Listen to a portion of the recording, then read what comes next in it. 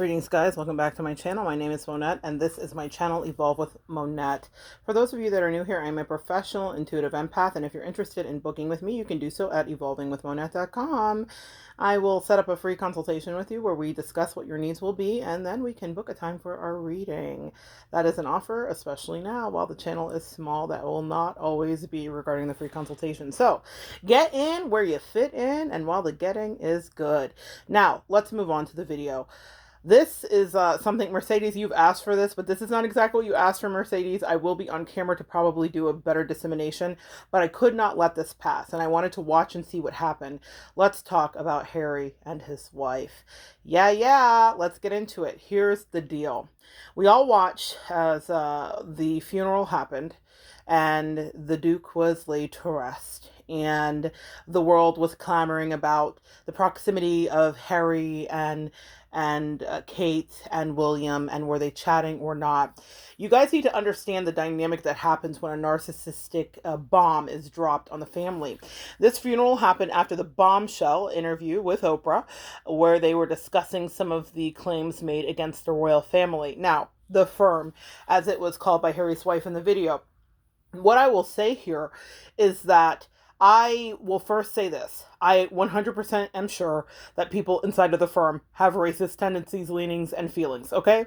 So if you want to debate me about that, that's between you and your God and me and my melanin, okay? I'm sure I'm going to win. So let me just put that out there. However, that does not mean that we're not still seeing narcissistic abuse. And the thing that I have maintained on this channel regarding Harry and his wife is that she has used the race issue to definitely muddy the waters. It doesn't mean the race issue doesn't exist. What it does mean is that the narcissist is using it to make sure that, because the narcissist will use anything to kind of make sure that their aims are met, their objectives and agendas are fulfilled, okay?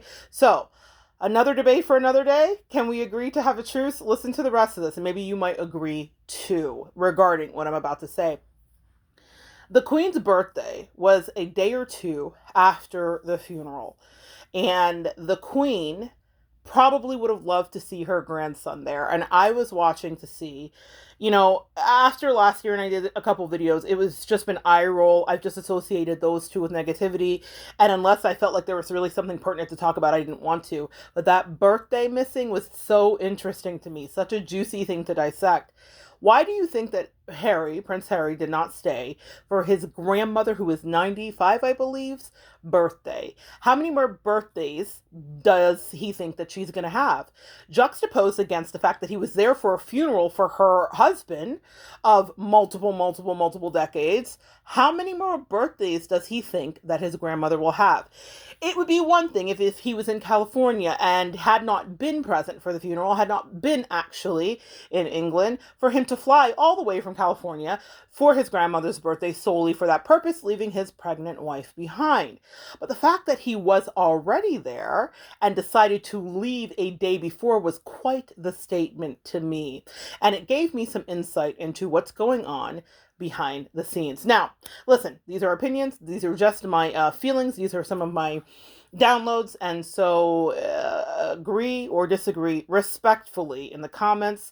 Those of you that have been with me on this journey know you won't be there long if it's going to go in another way. I'm so open to healthy debate, though. That's totally something I'm welcoming. However, here's the deal. Why did Harry not stay for his grandmother's birthday? He didn't stay because he was getting some narcissistic hoovering from his wife.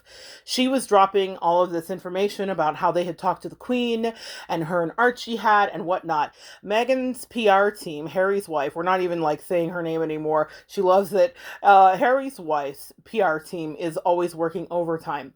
Also, the thing that you're seeing here is what happens with narcissists. They seek to isolate you. I guarantee you that even though he and Kate and William chatted it up, that there is an ice wall that Harry was met with because he has gone against, quote unquote, his family and the firm. And this has been appalling. Yes, did they do things that were egregious? Certainly. Was his wife a whole narcissistic pill? Any of you guys listening mostly probably agree. I don't think we should always be just watching channels with confirmation bias. I think that it's good to have some pushback, but this is something I've seen happen from inside of my life. And if you have had narcissistic abuse, you have seen it too. he was getting, before he left, lots of guilt trips about, oh my goodness, I just hope my health's going to be okay. I just hope nothing happens. Then he was getting FaceTimes about the cookies that Archie and she were baking. We sure miss Daddy so much. Listen, y'all know what narcissistic hoovering is and guilt trips. Then she was like, well, I understand that you have to go, but I can't come. And I mean, you do what you must. The reason he came home early was to satisfy her, because anybody with a logical mind juxtaposed against the funeral of his grandfather with his grandmother's birthday being at 95 and a day or two later would have postponed their flight home. They would have flown home the day after their grandmother's birthday. Anybody with compassion and empathy and anybody not under the thumb of a narcissist would have behaved differently. Also, though, let's factor in that Harry was met with an icy reception. It doesn't mean that everyone didn't talk to him, but it does mean that people have definitely drawn the line and their loyalties are far greater to their queen that they have been in service of for many of them 40 plus years, if not more, and they feel like what he has done is turn his back. This is a specific design done by the narcissist. She wanted him to be isolated, and so in order to do that, she had him be part and parcel to the throwing away and the obstruction of any familial connection, making it tenuous and difficult to have any good sense be put into him and or good conversations that he would be receptive of.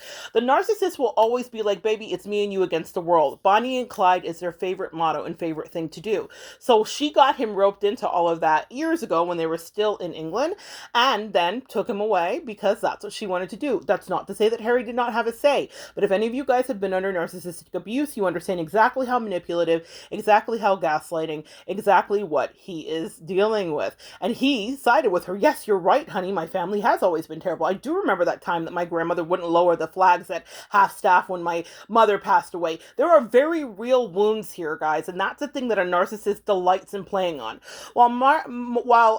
Girl, I almost said her name. While Harry's wife has always maintained that she has known nothing about the monarchy, it has been proven time and time again by childhood friends, by parents, by pictures, by book reports that she wrote her very own self with her dissociated personality, fragmented energy, that she in fact did study the royals and actually looked up to Diana and emulated her. Another video, Mercedes, coming up about the way that she has emulated Diana and my feelings about that interview, specifically some of the very specific things, the heavy eyeliner, the leaning tilted head, the dress, the manner, the whole interview itself was a replica ripoff of Diana. Back to Harry and his wife. So she has kept him and made sure that now his family does feel a way about him. And when we say feel a way, the kids say that, I feel a way. They feel not good. The way they feel is not embracing. It is not familial, because he has now presented as a traitor to an institution that has been airtight. And yes, they've controlled their press. And yes, they have been able to have things happen that may not have felt the best for Harry and his wife. But is it no different than Sarah Ferguson? Is it no different, even though there's a different lens being shown on who was it, Philip, the one that was associated with Epstein? He's a whole mess. That's another story for another time. But there are many royals that were subjugated to relentless pursuit of the press, including Harry's mother.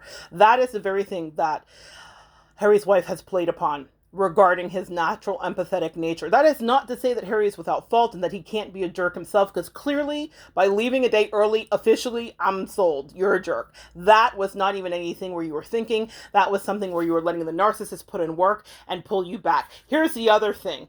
Maybe Harry genuinely didn't want to stay. Can we talk about the reality of that? Why would Harry not want to stay? Because he was receiving that icy reception. But here's the real reason why the icy reception was such a solid front. Antarctica, a whole glacial presence. It's because they know that anything they say to him, any question they ask about his wife, any inquiry they make, how is the pregnancy going, will be taken as little crumbies back to the narc. The narc loves that. Harry, in effect, has become his wife's flying monkey. Yeah, those of you that know what flying monkeys are, they're the people that run and tell that. The whole thing about Archie and the racism and the skin color thing, which is atrocious, but seems like it probably happened to me, was something ferreted back from Harry to his wife. That was not a conversation had directly with his wife. And though it was inappropriate, egregious, and yes, racist, fight me if you want to, The truth of the matter is that it was information ferreted back, like many other things,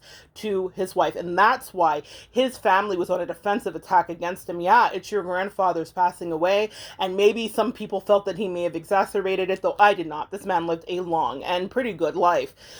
And it was your grandmother's 95th birthday, and you decided to skip out a day ahead to appease your wife.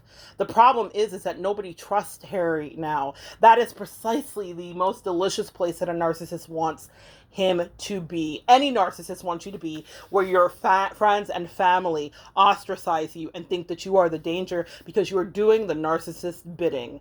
Harry is no longer welcomed in his home. He is a stranger in his homeland. He was a stranger in his homeland. He was not met with reception. He felt the awkwardness, the insecurity. It was shown in his body language as he was walking. Yes, there were niceties in it that were exchanged because they are British, stiff upper lip and all that jazz. But the problem was that in the back of their minds, they wondered what was going to be taken back to his wife, the mole, the intruder, the spy.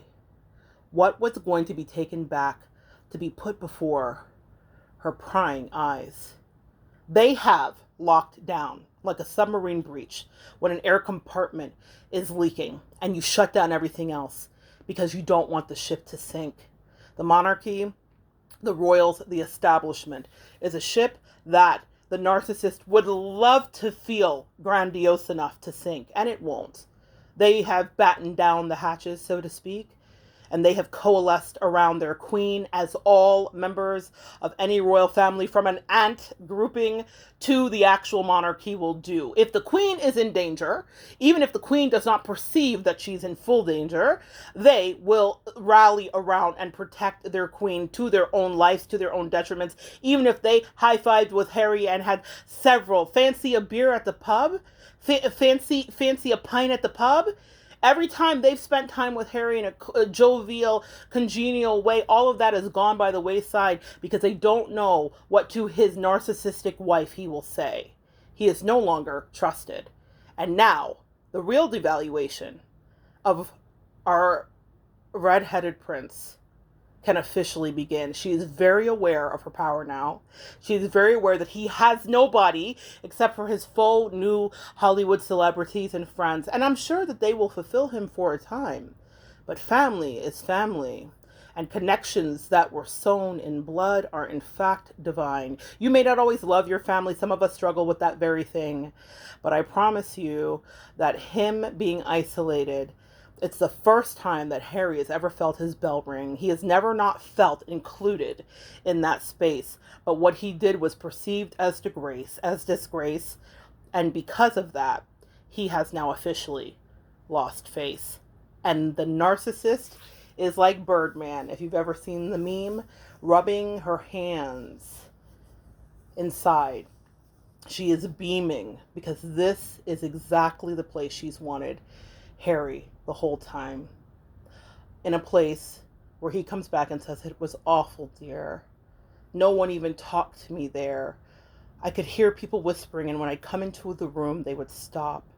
No one even bothered to chat me up. No one wanted to talk." And she'll say, come, my love. Yes, I understand. I told you they were awful. I told you we had to flee that land.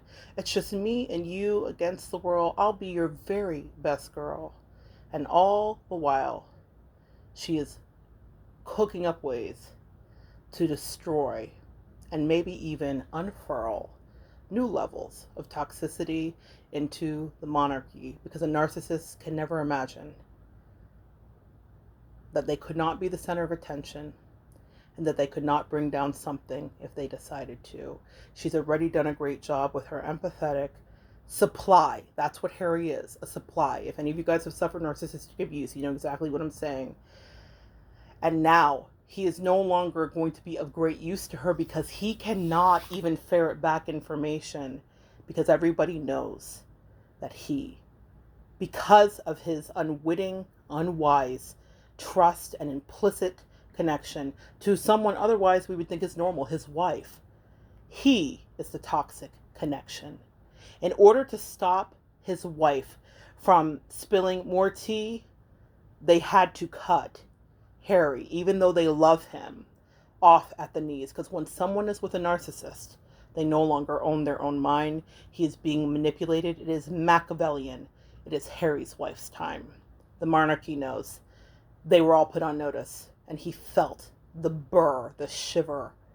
Burr, it's a cold word, burr, burr, by a fur. That's Yang May for those of you guys that don't know.